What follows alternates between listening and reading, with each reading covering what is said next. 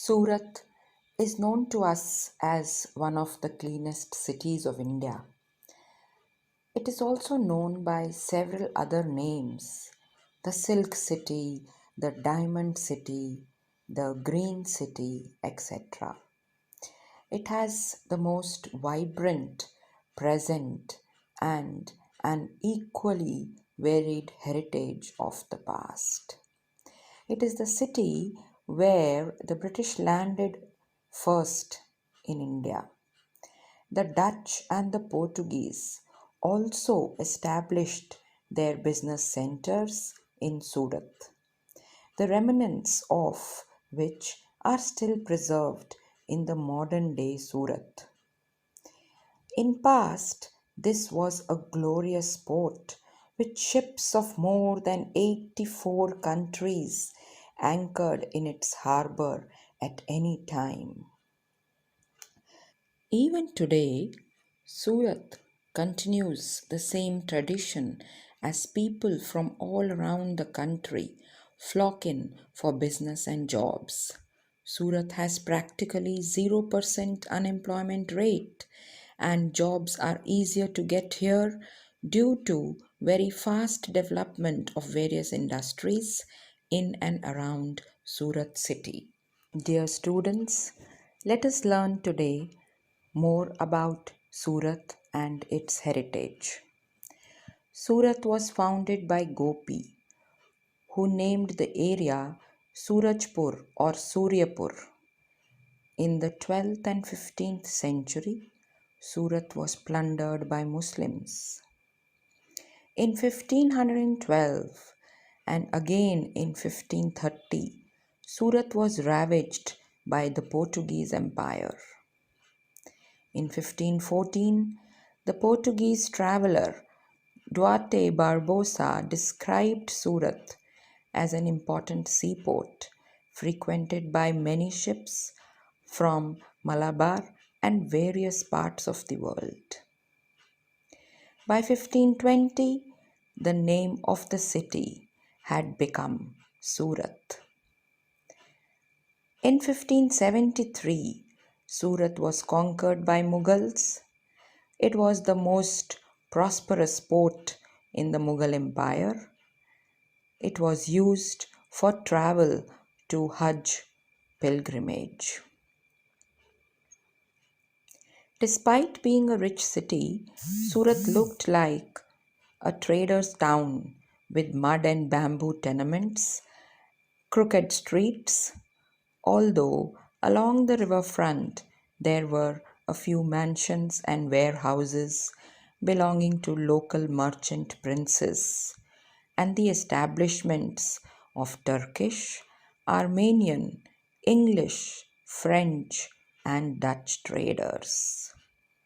Surat was a populous city during the Mughal era, but also had a large transient population during the monsoon season, when ships could come and go from the ports without danger. The city's population would swell. In 1612, England established its first Indian trading center in Surat. The city was sacked twice by the Maratha king Shivaji, with the first sacking occurring in 1664. Shivaji's raid scared trade away and caused ruin to the city. Later, Surat became the emporium of India, exporting gold and cloth. Its major industries were shipbuilding and textile manufacture. The coast of the Tapi River, from Atwalines to Dumas, was specially meant for shipbuilders, who were usually the Rasis. The city continued to be prosperous until the rise of Bombay, the present day Mumbai. Afterwards, Surat's shipbuilding industry declined, and Surat itself gradually declined throughout the 18th century. Between 1790 91, an epidemic killed many Gujaratis in Surat. The British and the Dutch both claimed control of the city, but in 1800 the British took over the control of Surat.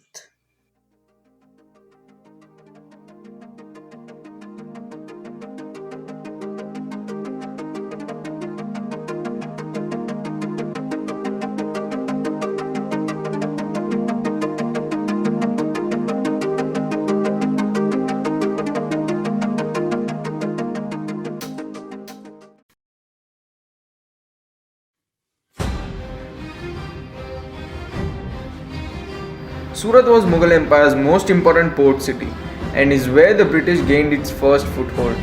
Situated on the banks of Tapi River in the southern Gujarat, Surat is well known for its textile and diamond industry for past many decades. Gopi Talao, the water reservoir, was constructed around 15th century by Malik Gopi, who was a leading merchant of Surat. It was constructed after the Chalukya style of architecture which flourished during the Solanki period.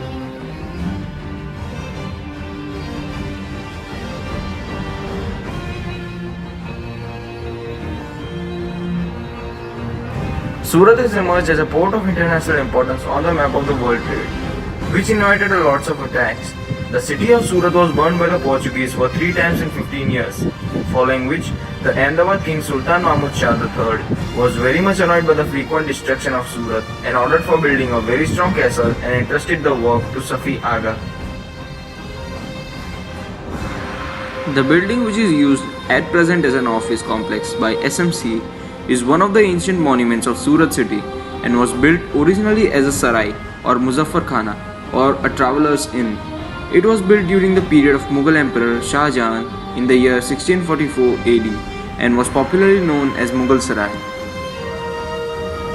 The Dutch as well as the Armenian cemeteries at Surat are situated in the locality known as Gulam Falia, near the mail road leading to the Katargam Gate.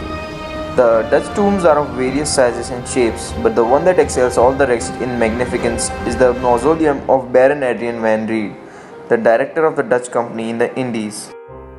The English cemetery is situated outside the city wall, near the Katargam Gate, reminds the visitors eloquently of many famous names in the historical narratives of the English factory at Surat, who were significant persons in the political history of the city.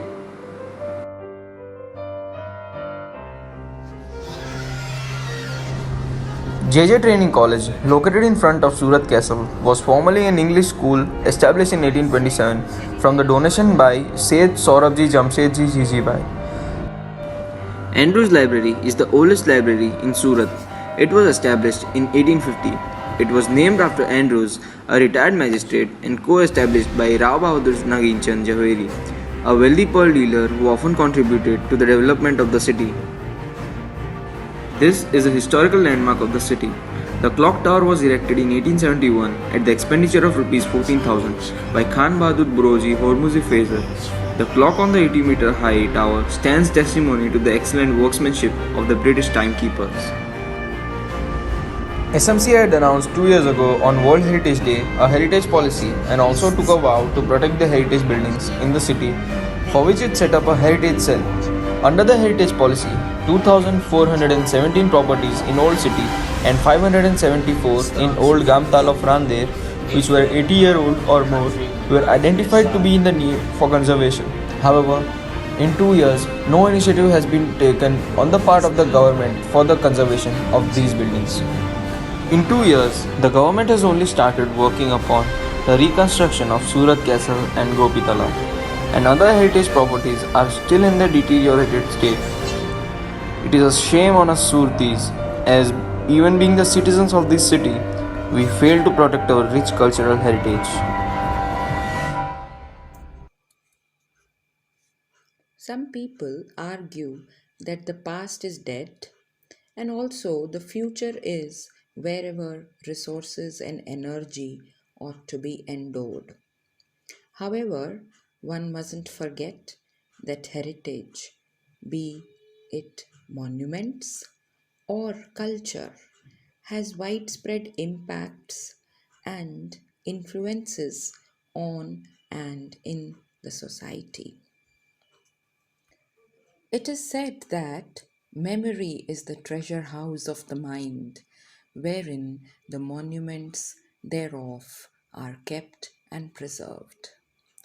Preservation of historical buildings and sites involve maintaining the integrity of the place through protection and restoration using both old and new materials. Surat Municipal Corporation is making efforts to preserve some of these old monuments and heritage sites. Surat Fort is one of them. So let's go on a virtual tour to witness the new look of the Surat Fort.